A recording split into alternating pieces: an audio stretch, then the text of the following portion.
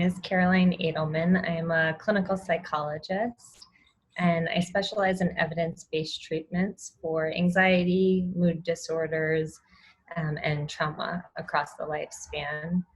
And I run a group practice, but I'm in a number of roles. So I've worked part-time in a school as a wellness director until recently, and have been on the teaching faculty at Northwestern since 2013. Wow. You wear many hats. I do. Yes. And then you're also a mom. Yes. Mom to two young girls, a 3-year-old and a 6-year-old. Yeah. Gosh, you have your hands full. So again, thank you so much for taking time to be here with us. So I'd like to just dive in. I saw your most recent blog post. I thought that was really great. Can you kind of explain to the people who are watching what the blog post was about and kind of what triggered you to write that? Sure. So you're talking about the one for how we talk to our kids about coronavirus? Yes. Sure. So I do a lot of parent coaching in my work. And of course, being a parent too, I had spent a lot of time thinking about what we tell the kids. You know, some of our kids are old enough to have some real idea what's going on, and some of them just know everything's changed. And at the point that I wrote that, I was seeing a lot of kids who were coming into session deeply confused because they were being told by the adults they had nothing to worry about. This was perfectly fine. And school was being canceled, places were being shut down, and their parents seemed stressed out all the time. And so they were really not sure what to make of the mixed messages. And frankly, a lot of them found it pretty disorienting and scary to feel like they couldn't trust the things their parents were telling them. And so I wrote that because I wanted to give parents a framework for thinking about this, having some tools for how to talk to their kids, but also thinking about this as a period for modeling resilience, because we're going to need to be doing that for ourselves and for our kids at this point. Yeah, that's great.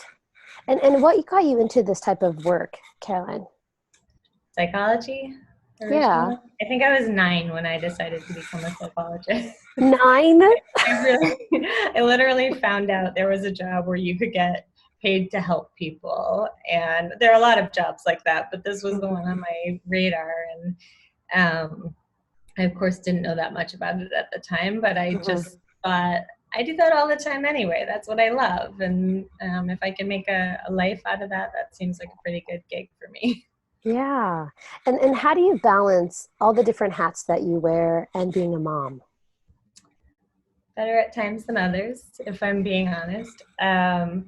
You know, honestly, I think that for everyone, it comes down to prioritizing. One of the most useful pieces of advice I got from a friend when I became a mother is that from here on out, or at least for the next 18 years, it's going to feel like you're juggling more balls than you can possibly keep in the air. And it's really important to figure out which ones are made out of glass and which ones are made out of plastic, because balls will drop. Gosh, that's great. I mean, it's not great, but it's a really great analogy. It helps people, I think, find a little relief who are also in that space, who kind of like judge themselves and feel guilty for not doing enough. Yeah. I mean, I think that's a hugely important point right now, that if you actually look at what seems like it should be a pretty sophisticated formula for happiness, people who have actually kind of mapped this out and try to figure out a formula for happiness, it's expectations minus reality. And so if we are holding ourselves right now to the expectations for productivity, for example, or even wellness management that we were holding ourselves to a month ago, when so much more was possible and we had so much more flexibility in terms of how to do these things, at least for most people, we're setting ourselves up for chronic self-judgment and disappointment and exhaustion, frankly. We need to figure out how to design our lives, at least temporarily, for the situation we're in, not the one we wish we were in. Yes, I couldn't agree with you more. And going back to the kiddos, any advice, or what have you been doing with your kids to parents who are watching this who might be struggling? Sure. I think that the number one thing that parents can be doing right now, besides providing basic safety, food, and shelter, is taking care of yourselves. And I say that because kids, all mammals, are born not ready to care for themselves. And what that means is that they depend very much on their caregivers for cues about safety. We're hardwired this way as mammals. And so kids co-regulate naturally with their parents. That means when parents get really stressed, kids get stressed. When parents feel more sort of balanced, that actually sends safety cues to kids that protects them from even traumatic experiences having longer term impacts. And so I think a lot of parents right now are feeling like they just can't find time or bandwidth, very understandably, to take care of themselves. But I would actually put it ahead of most things you're probably putting pressure on yourself to do for your kids right now. Okay, that's great advice. Yeah. And then regarding your practice, services that you're offering right now, how have things changed? They have and they haven't for us. So, I mean, everything has moved to teletherapy. That's the biggest change. And for most people, that's a manageable enough transition, if not their first choice. For some people, it's more difficult. I think that for younger kids, you have to be a little bit more creative to do teletherapy, and it's a great time to do parent coaching anyway. And I also think that the management of anxiety looks a little bit different right now, because the difference between the situation we're in now and a lot of what you deal with clinically significant anxiety disorders is that the stress response and the anxiety response is not irrational right now, but there are still productive and unproductive pieces of it. So to the extent that anxiety motivates us to prepare within reason, for example, to care for ourselves, to wash our hands more, to engage in social distancing, it's actually quite functional right now at keeping us and other people safe. To the extent, though, that it drives us to do things that try to focus our energy on things outside of our control, or to engage in excessive checking behaviors, checking of the news, checking with other people what they think will happen when it doesn't change anything. And those are behaviors that actually just fuel more clinically significant anxiety and more of a trauma response over time under the circumstances. So I think that the way we're talking about anxiety has shifted a little bit to account for the very rational and productive sides of it, while still helping people differentiate productive from unproductive uses of anxiety. I see.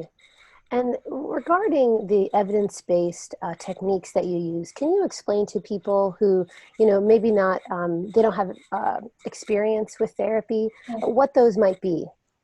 Sure. So the main one that our practice focuses on, and what's the gold standard for anxiety disorders, is something called cognitive behavioral therapy. Cognitive behavioral therapy functionally looks at the interplay between cognitions, emotions, and behaviors. So understanding that the ways in which we interpret and make sense of the things coming at us in life have huge impacts on how we feel and how we behave in the face of those things. So take an example of the current situation. If I am telling myself a story right now that essentially is a victim mentality of life is happening to me, I'm out of control, all these really scary things are happening, and this is just terrible. Well, some of that's true. It's not that it's totally untrue, but it's also not the full picture, and it's a sort of distorted picture of things.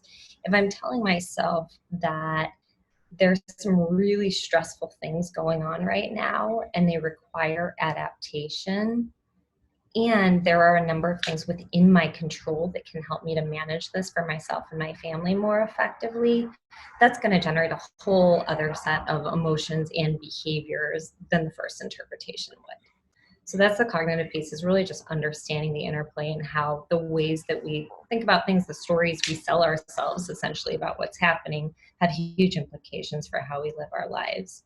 And then the behavioral piece, for anxiety in particular, focuses on this concept called exposure, which is the idea of moving towards things that you would traditionally want to avoid, but that are non-threatening. So I'm not saying go to a restaurant during social distancing, but things like if I have a lot of trouble tolerating uncertainty, I may want to just avoid anything where there's any uncertainty involved, like even planning my life moving forward.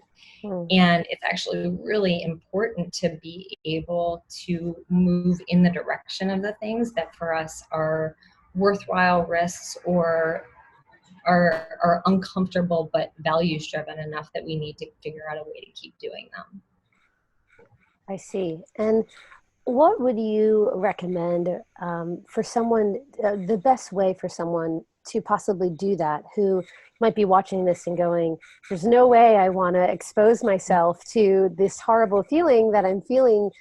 How can you explain to them how to do that, like In a gradually, productive. in a productive way? Sure. Exactly. Sure. So, I mean, I think it really comes down to understanding the function of it, which is learning to trust yourself to tolerate some distress and to put one foot in front of the other in the face of distress. Right? So, not all hard things are worth doing, but some hard things are very much worth doing. You know, anyone who's had a child, or most people who have children, I shouldn't say anyone, but most people who have had children have gone through the experience of deciding to face something that's very scary, has a lot of unknowns, comes with some period, for at least the mother, of physical pain and uncertainty around health impacts. But you decide to do it because it's a worthwhile risk, because you have a dream that's bigger than the fear. Right. And most things in life that are worthwhile risks are about having a dream that's bigger than the fear, and then trusting yourself to cope with the things that may in fact go wrong along the way. I see. Thank you. And then regarding that, kind of when it comes to children and pregnancy during this time, what are your thoughts on women who are pregnant during this time or wanting to get pregnant during this time but are a bit afraid or feel fear? Mm-hmm. I mean, I think it's a really natural, understandable response for everybody right now. And I don't think there's a one size fits all prescriptive answer to it. Like anything else in life, what's right depends very much on a mix of calculations involving your values, the risk of not doing something. Will you have this chance later at a point that's lower risk? The sort of trade-offs in your mind of doing something versus not doing it. How important is this thing to you? And then the actual personal risk level involved for you. So someone who has really high risk health, for example, at any point is taking a higher risk getting pregnant, at least for certain conditions where Mhm. they may decide that's not a worthwhile risk even under ideal circumstances. For others, you may say, yeah, there's a lot of uncertainty here, and there's a lot of uncertainty all the time, and I'm going to make a choice consciously because of my values or because I'm relatively low risk and this matters to me to move forward with my plans anyway. Yeah, that's great. I really appreciate that perspective. I think it's going to give people hope. And then, lastly, any other tips or recommendations that you can give someone who's watching this to kind of help them support their mental health from your perspective? Sure. So I think that one of the most important things we can all be doing right now, which I know will make half of people watching this roll their eyes, but is actually creating some structure and routine. But hear me out. I think that one of the reasons we sometimes want to roll our eyes when we hear that right now is it feels like taking on one more thing at a time, that we just have too much on our plates. It feels like another form of sort of expectations that are just unattainable, or like it's somehow a demand to stay in the rat race. And I think that's not what it's about at all, ideally. That routine and structure just means giving your brain some sense of predictability. and control over the things within your control. So your predictions, your routine could be, I will have a cup of coffee in the morning and cereal for breakfast, or something probably much healthier that you would recommend. I will talk to this friend at 9 p.m. after I put my kids to bed. They don't have to be ambitious things at all. But what the brain does in the face of uncertainty, especially uncertainty around a real threat, is it goes into trauma mode. It goes into sort of searching for some kind of predictability and something to kind of sink your teeth into, so to speak, that you can say, okay, now I know what's coming. In the absence of creating that for yourself, your brain will just keep wanting to go rapid checking the news cycle, social media, all these things that are fueling anxiety right now. Where if instead you kind of give that instinct somewhere to land of, I need to know what's coming, and now I do because I created it within my own micro world here. That's very calming to our anxiety system, is very calming to our threat system in a way that also really helps to regulate our kids. Okay, great. Well, thank you so much. And then as you were talking, I thought of one other thing, if I may ask you about that. I deal with a lot with the people that I work with, and people who I know on Instagram are dealing with. What are your thoughts in helping binge eating during this time? So I have to give a huge caveat here that I don't treat primary eating disorder diagnosis, so I'm probably not the expert on this. But I Okay. think like my advice for anyone who is struggling with urges to do things that ultimately undermine you or are counterproductive is to notice and self-validate that we all go to our defaults under stress. Right? We default to the things that will give us a kind of instant sense of feeling good or instant sense of relief, right? And so for some people who engage in binge eating, that's really the function of that.